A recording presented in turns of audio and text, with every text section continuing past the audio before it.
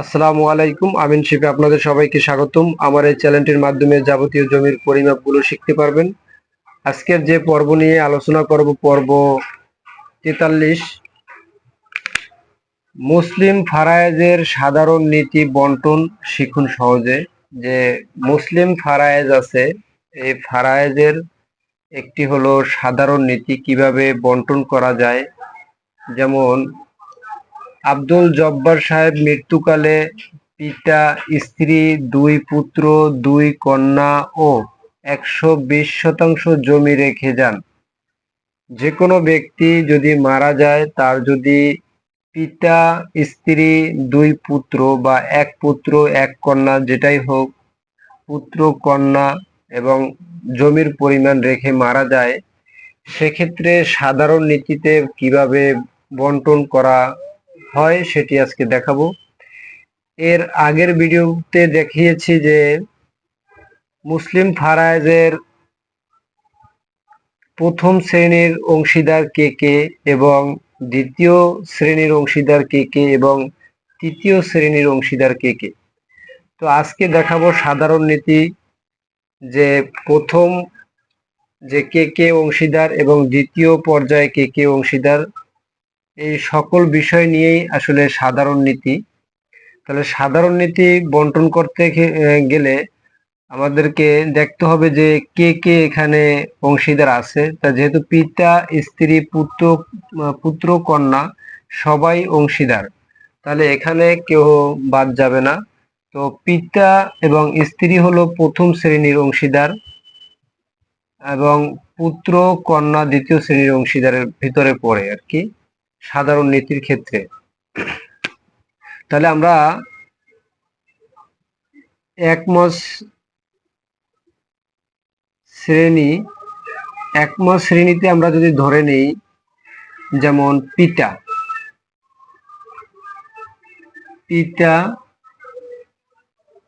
পাবে তাহলে 120% জমি, তাহলে 120 গুণ হলো, আমরা জানি যে পিতা পাবে হলো 6/1 6-এর 1 অংশ পাবে পিতা এবং স্ত্রী পাবে হলো 120-এর 8/1 8-এর 1 অংশ, মানে দোয়ানি পায় স্ত্রী। 8-এর 1 অংশ পাবে স্ত্রী, পিতা পাবে 6/1। এই দুটাকে আমরা যোগ করে নিব। তাহলে এখানে আমরা বের করতে পারি যে 120 ভাগ হলো 6 গুণ হলো 1, তাহলে 20। তাহলে এখানে হলো 20%। এটা হলো পিতা পাবে 20% এবং স্ত্রী পাবে 120 ভাগ হলো 8 গুণ হলো 1, তো 15%। এখানে স্ত্রী পাবে হলো 15%,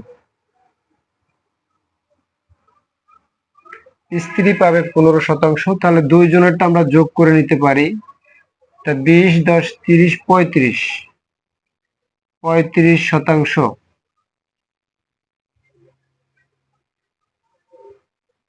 তাহলে দুইজনার 35%। তাহলে 120 থেকে যদি 35% দুইজনকে দেই, তাহলে বাকি থাকে কত? যেমন আমরা এখানে লিখতে পারি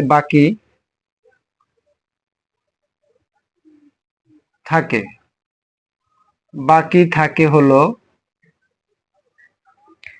আমরা 120 দিয়ে যদি আমরা 35-কে বিয়োগ করি, তাহলে আমাদের দেখা যায় যে কত থাকে।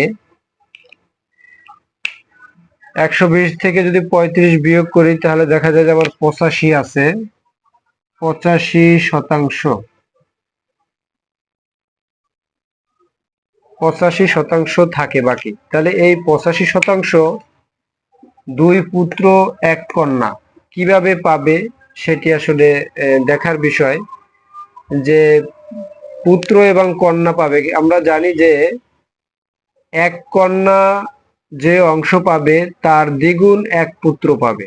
তাহলে সেক্ষেত্রে আমরা এটা একটু একটু গড় হিসেব করে নেই। যদি আমরা যদি এক কন্যা দুই দুই পুত্র পাবে ডাবল, 2 আর 2 4, 4 অংশ। 2 পুত্র পাবে 4 অংশ আর 2 কন্যা পাবে 2 অংশ। মোট হলো 6 অংশ। তাহলে এই 6 অংশ মোট হবে, এটা 6 অংশ ভাগ করতে হবে। তাহলে যদি লিখি আমরা এক কন্যা পাবে এক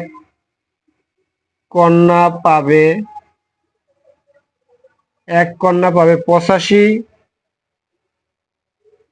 ভাগ হলো, যেহেতু 6 ভাগ হবে 6 দিয়ে ভাগ করব, 85 ভাগ 6। তাহলে আমরা 85 ভাগ যদি 6 দেই তাহলে আসে 14.16, 14.16 শতাংশ, 16%। তাহলে 14.16% এক কন্যা পাবে। যদি এক কন্যা পায় তাহলে এক পুত্র কত পাবে? যেমন আমরা লিখতে পারি এক পুত্র পাবে এইটার ডাবল, যেমন 14.16 গুণ হলো 2, 2 দিয়ে গুণ করলে ডাবল হবে। তাহলে 14.16 গুণ 2 হলো 28.32%। তাহলে এক পুত্র পাবে 28.32%। তাহলে 2 পুত্র কত পাবে? এটা ডাবল হবে। আর এক কন্যা যদি 14.16 পায় তাহলে 2 কন্যা পাবে, এটা ডাবল। তাহলে আমরা যদি এখানে আনুপাতিক হারে যোগ করে দেখাই তাহলে বুঝতে পারবেন আরেকটু, যে যদি 2 কন্যা, তাহলে 14.16কে যদি আমরা 2 দিয়ে গুণ করি তাহলে 28.32%। 28.32% পাবে 2 কন্যা, আর 2 পুত্র পাবে 28.32 গুণ হলো 2। তাহলে আমাদের আসলে যে 56.64%। 56.64%। এখন যদি আমরা এই দুইটা যোগ করি, যেমন 28.32 যোগ হলো 56.64, তাহলে আসবে 84.96%। তাহলে এখানে আমার বাকি যেটা পেয়েছিলাম 85%। তাহলে এখন বন্টন করে দেখলাম 84.96 আছে, তার মানে 4 কম। তাহলে এখানে 85 ধরা যায়। 85 তার মানে ঠিক আছে, শতাংশ, 85%।